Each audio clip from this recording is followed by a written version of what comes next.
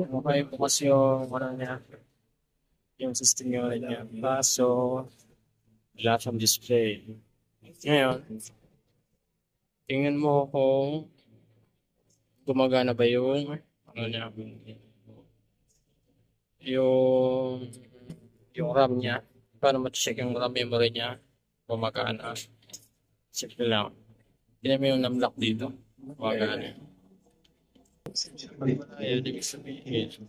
Kung display siya, posibleng hindi gumagana yung RAM memory niya. Ngayon, patayin muna natin ito. Patayin muna natin ito.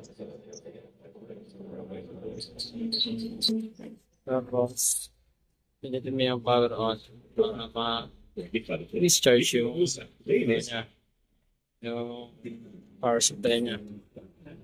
Sunod, check mo yung power supply, yung RAM memory niya. Medyo ano pa, hirap na kasi sa kami ng ginagamit ko.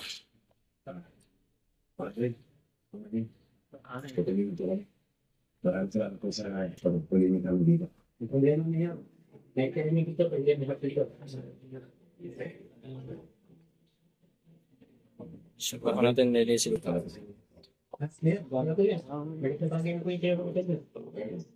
Stick.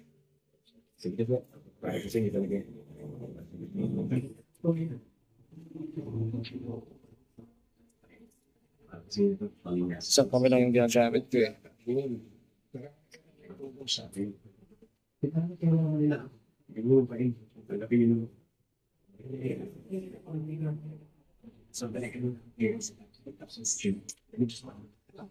Cellphone na kasi ang gamit ko pang ano,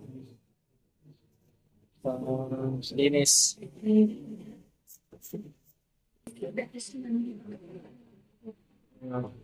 Yung luwa daw.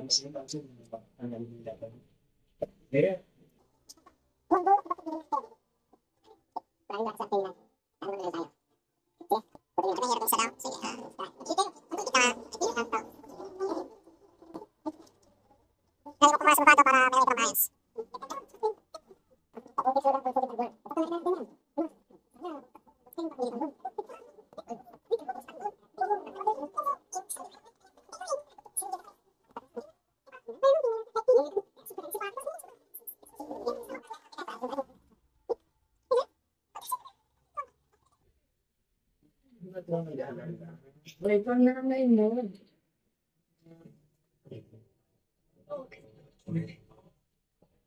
Ayan guys, ila na siya.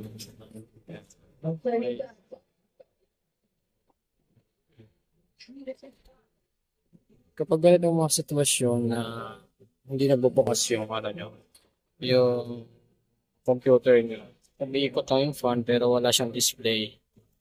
Yung first step na gagawin nyo is tanggalin yung ROM, yung tinanggal ko kanina.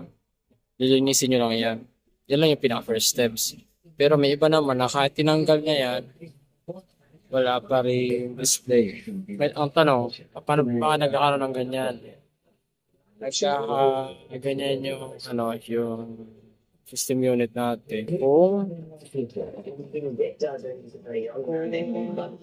nagkaroon ng biglang para natin. Pero hindi lang yan. Marami pang yung iba marami pang ginagawa dyan para maayos yung pagka-black screen yung ginagawa natin. Yung iba tinatanggal yung RAM, CPU, nilipas yung BIOS, madami pa. Magkakaroon din ako ng video ng ganyan. Pakita ko sa inyo para gawin. Okay. So, ayan, ito lang muna. Thank you guys.